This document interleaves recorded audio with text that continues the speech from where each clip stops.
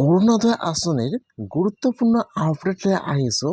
সেইটো আপডেট হ'ল যিসকলে এইবাৰ অৰুণোদয় আঁচনিত নতুনকৈ এপ্লিকেশ্যন কৰিছে বা যিসকলে আগৰ পৰা প্ৰতি মাহে অৰুণোদয় আঁচনি পইচা লাভ কৰিছে, এইবাৰ কিন্তু 10 মাৰ্চত অৰুণোদয় আঁচনি পইচা একেলগে 9,000 টকা লাভ কৰিব।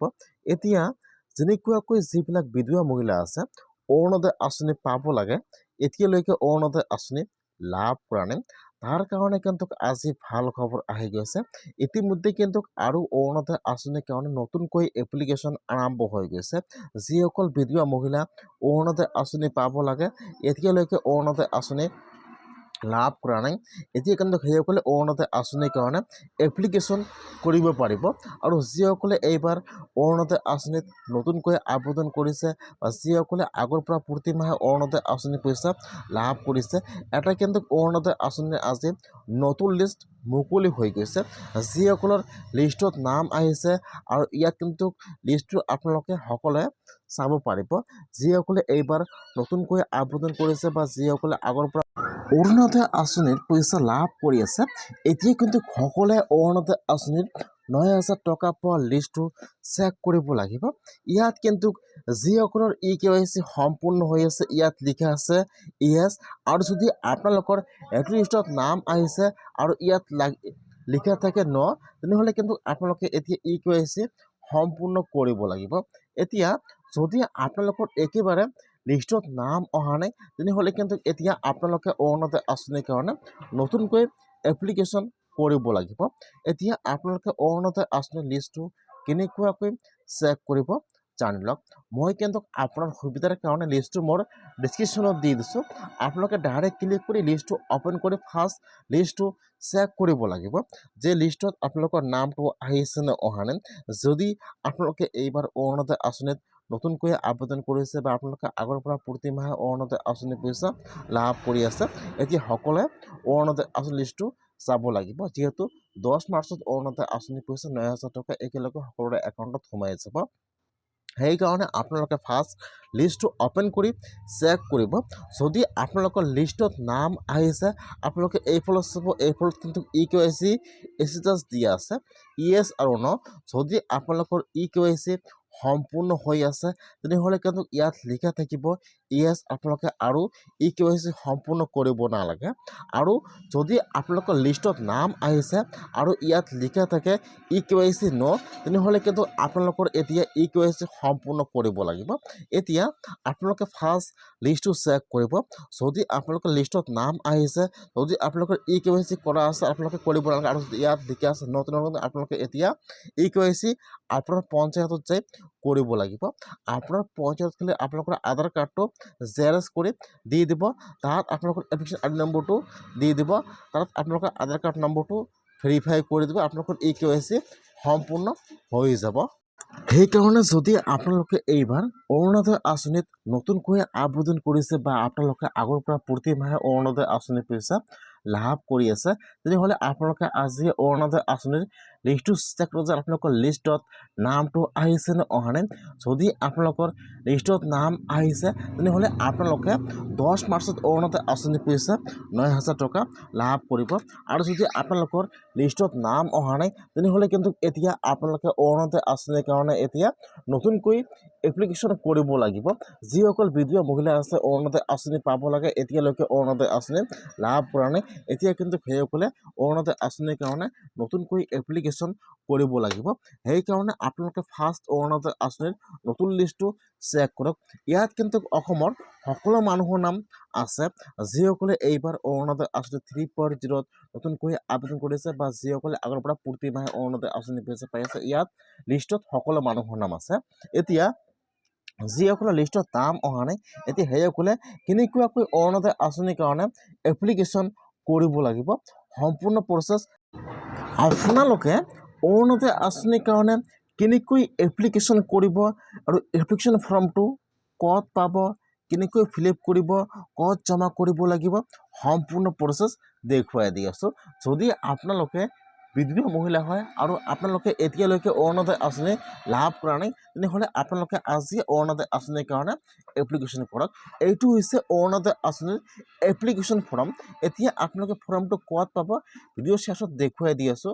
আপোনালোকে ফৰ্মটো কেনেকৈ ফিল আপ কৰিব, ক'ত জমা কৰিব লাগিব ফাৰ্ষ্ট সেইটো চাই লওক।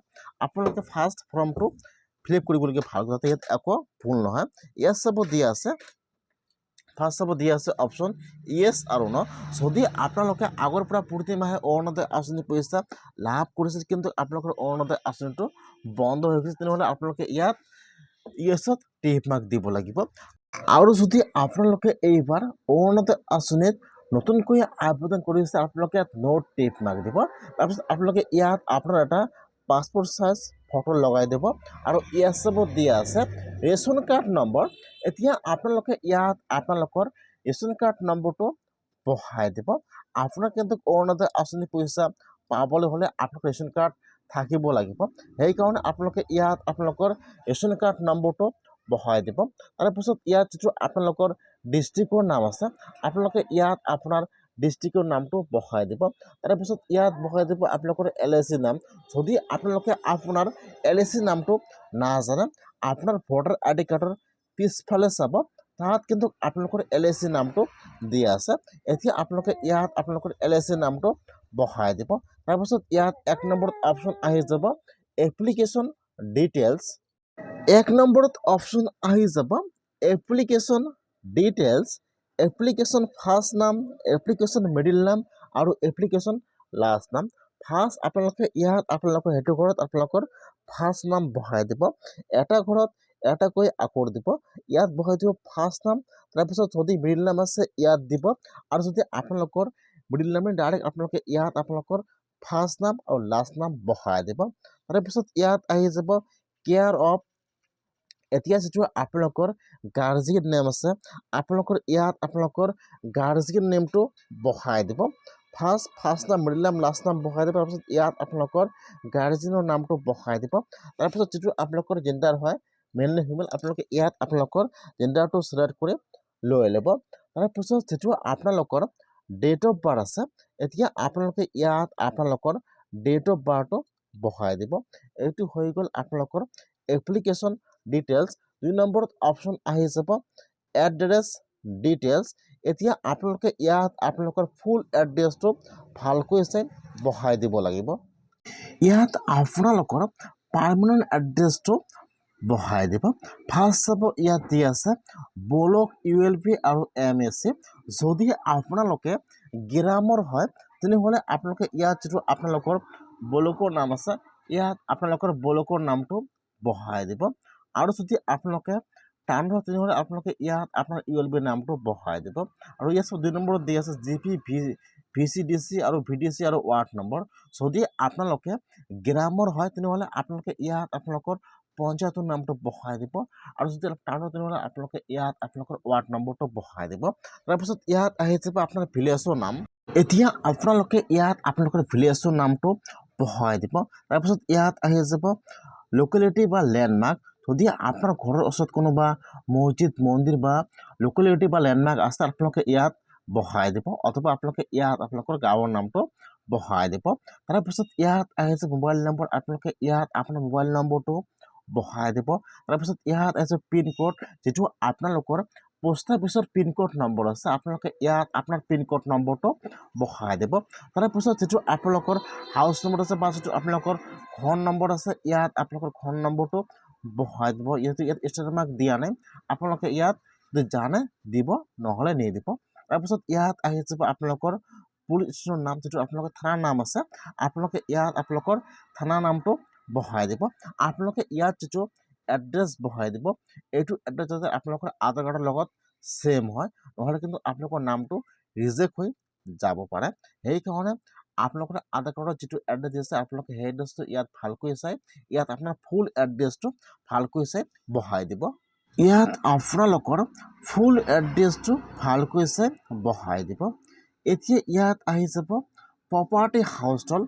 মই আপোনালোকক আগতে কৈছিলোঁ যে এইবাৰ খালি বিধৱা মহিলাসকলে অৰুণোদয় আঁচনিৰ কাৰণে নতুনকৈ আবেদন কৰিব পাৰিব বা যিসকল বিধৱা মহিলা আছে অৰুণোদয় আঁচনি এতিয়ালৈকে লাভ কৰা নাই আৰু যদি আপোনাৰ গাঁৱত কোনোবা হেণ্ডিকেপ মানুহ আছে এতিয়ালৈকে অৰুণোদয় আঁচনি পোৱা নাই সেইসকলে বৰ্তমান অৰুণোদয় আঁচনিৰ কাৰণে আবেদন কৰিব পাৰিব।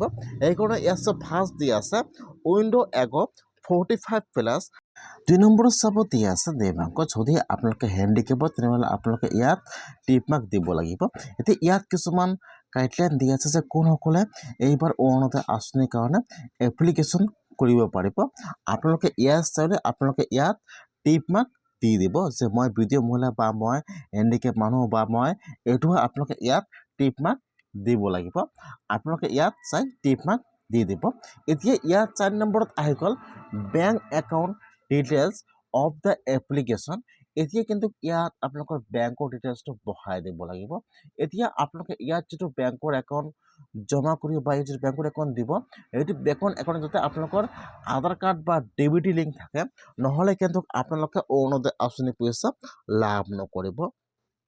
সেইকাৰণে আপোনালোকে ফাৰ্ষ্ট অনলাইনৰ পৰা চেক কৰিব যে আপোনালোকৰ একাউণ্টটো ডেবিটি লিংক আছেনে নাই। আপোনালোকে ফাৰ্ষ্ট বস্তুটো চেক কৰি ল'ব। আপোনালোকৰ যিটো একাউণ্ট ডেবিটি লিংক আছে আপোনালোকে সেইটো একাউণ্ট ইয়াত বহাই দিব। ফাৰ্ষ্ট বহাই দিব বেংকৰ একাউণ্ট নম্বৰ, তাৰপিছত বহাই দিব বেংকৰ নাম, তাৰপিছত ইয়াত আপোনালোকৰ বেংকৰ IFC কোড নামটো বহাই দিব আৰু ইয়াত আপোনালোকৰ বেংকৰ IFC কোড নম্বৰটো বহাই দিব। এতিয়া আপোনালোকে ইয়াত যিটো বেংকৰ একাউণ্ট জমা কৰিব সেইটো বেংকৰ একাউণ্ট যাতে আপোনালোকৰ আধাৰ কাৰ্ড লিংক থাকে আৰু ডেবিটি লিংক থাকে নহ'লে কিন্তু আপোনালোকৰ একাউণ্টত অৰুণোদয় আঁচনিৰ পইচাটো নোসোমাব, আপোনালোকৰ পইচাটো পেণ্ডিং হৈ থাকিব। সেইকাৰণে আপোনালোকে ইয়াত যিটো বেংকৰ একাউণ্ট দিব এইটো বেংকৰ একাউণ্ট যাতে আধাৰ কাৰ্ডৰ সৈতে লিংক আৰু ডেবিটি লিংক থাকে আৰু আপোনালোকে ইয়াত ইয়েছত টিক মাৰ্ক দি দিব। আপোনালোকে ইয়াত ইয়েছত টিক মাৰ্ক দি দিব যিহেতু আপোনালোকে আপোনাৰ বেংকৰ একাউণ্টটো জেৰক্স কৰি দি দিব। আপোনালোকে ইয়েছত টিক মাৰ্ক দিব। তাৰপিছত ইয়াত চাব দি আছে মাই আধাৰ ইজ। এতিয়া আপোনালোকে ইয়াত আপোনালোকৰ আধাৰ কাৰ্ড নম্বৰটো বহাই দিব। তাৰপিছত যিটো আপোনালোকৰ ভোটাৰ ID কাৰ্ড নম্বৰ আছে এপিক নম্বৰ আপোনালোকে ইয়াত ভোটাৰ ID কাৰ্ড নম্বৰটো বহাই দিব। তাৰপিছত ইয়াত চাব দি আছে চেল্ফ ডিক্লেৰেশ্যন চিগনেচাৰ আপোনালোকে ইয়াত ইয়েছত টিক মাৰ্ক দিব লাগিব যে মই অৰুণোদয় আঁচনি পোৱাৰ যোগ্য হয়, মই নিজে অৰুণোদয় আঁচনিৰ কাৰণে এপ্লিকেশ্যন কৰি আছোঁ, সেইকাৰণে আপোনালোকে ইয়েছত টিক মাৰ্ক দিব। আৰু ইয়াত চাব দি আছে চিগনেচাৰ। এতিয়া আপোনালোকে ইয়াত এটা চিগনেচাৰ কৰিব লাগিব। আপোনালোকে ইয়াত চিগনেচাৰ কৰিব। এতিয়া আপোনালোকৰ ফৰ্মটো সম্পূৰ্ণ ফিল আপ হৈ গ'ল। এতিয়া আপোনাৰ ওচৰত এতিয়া চেল্ফ ডিক্লেৰেশ্যন ফৰ্মটো আহি যাব। ইয়াত চাব এতিয়া আপোনাৰ ওচৰত আৰু এটা দুই ফৰ্ম আহি যাব চেল্ফ ডিক্লেৰেশ্যন ফৰ্ম। এতিয়া আপোনালোকে ইয়াত ভালকৈ চাই বহাই দিব লাগিব। ফাৰ্ষ্ট ইয়াত আপোনালোকৰ ফুল নাম বহাই দিব, তাৰপিছত ইয়াত আপোনালোকৰ গাৰ্জিয়ান নেমটো বহাই দিব, আপোনাৰ বয়সটো বহাই দিব আৰু আপোনালোকৰ ইয়াত এড্ৰেছটো বহাই দিব আৰু ইয়াত আপোনাৰ ৰেচন কাৰ্ড নম্বৰটো বহাই দিব। আৰু ইয়াত কিছুমান আপোনালোকে এবাৰ গাৰ্জিয়ান নম্বৰ সম্পূৰ্ণকৈ চাই ল'ব। তাৰপিছত এতিয়া আপোনালোকে অলপমান তলত আহি যাব। তলত অহাৰ পিছত ইয়াত চাব ইয়াত ফাৰ্ষ্ট দি আছে বেনিফিচিয়াৰী নাম আৰু বেনিফিচিয়াৰী চিগনেচাৰ, ডেটটো আৰু প্লেচটো আপোনালোকে ইয়াত বহাই দিব। এতিয়া কিন্তু আপোনালোকৰ অৰুণোদয় আঁচনিৰ এপ্লিকেশ্যন ফৰ্মটো সম্পূৰ্ণ ফিল আপ হৈ গ'ল। এতিয়া ফৰ্মৰ লগত আপোনাৰ সকলো ডকুমেণ্ট জেৰক্স কৰি দিব লাগিব। আপোনাৰ voter ID card, Aadhaar card, PAN card, bank passbook xerox আৰু লগতে আপোনালোকৰ ৰেচন কাৰ্ড জেৰক্স কৰি দিব লাগিব। এতিয়া আপোনালোকে এপ্লিকেশ্যন ফৰ্মটো ক'ত পাব? মই কিন্তু আপোনাৰ সুবিধাৰ কাৰণে লিংকটো মোৰ ডেছক্ৰিপশ্যনত দি দিছোঁ। যদি আপোনালোকৰ অৰুণোদয় আঁচনিৰ এপ্লিকেশ্যন কৰিব বিচাৰিছে আৰু আপোনাৰ ফৰ্ম নাই আপোনালোকে ফৰ্মটো লৈ ল'ব। তাৰপিছত ইয়াত যিটো ফৰ্মৰ ওপৰত চিৰিয়েল নম্বৰ দিয়া আছে আপোনালোকে নম্বৰটো কাটি দিব লাগিব। আপোনালোকে নম্বৰটো কাটি দিব, তাৰপিছত আপোনালোকে ফৰ্মটো প্ৰিণ্ট কৰি লৈ ল'ব। তাৰপিছত আপোনালোকে সম্পূৰ্ণ ফৰ্মটো ফিল আপ কৰি ইয়াৰ লগত আপোনাৰ সকলো ডকুমেণ্ট জেৰক্স কৰি দি দিব। তাৰপিছত আপোনালোকে যিটো আপোনালোকৰ পঞ্চায়ত আছে আপোনালোকে তাত যাই জমা কৰিব লাগিব। যিহেতু প্ৰতিটো গাঁৱত বহুতো বিধৱা মহিলা অৰুণোদয় আঁচনি পাব লাগে, এতিয়ালৈকে অৰুণোদয় আঁচনি লাভ কৰা নাই। সেইসকলে কাৰণে কিন্তু আৰু নতুনকৈ অৰুণোদয় আঁচনিৰ কাৰণে এপ্লিকেশ্যন আৰম্ভ হৈ গৈছে। আপোনালোকে এনেকুৱাকৈ অৰুণোদয় আঁচনিৰ কাৰণে এপ্লিকেশ্যন কৰিব লাগিব, নহ'লে কিন্তু আপোনালোকে 10 মাৰ্চত অৰুণোদয় আঁচনিৰ 9,000 টকাটো লাভ নকৰিব। এইবাৰ কিন্তু বহুতো মহিলা আছে অৰুণোদয় আঁচনি পাব লাগে, এতিয়ালৈকে অৰুণোদয় আঁচনি লাভ কৰা নাই। সেইকাৰণে কিন্তু ডেটটো পিছুৱাই দিয়া হৈছে।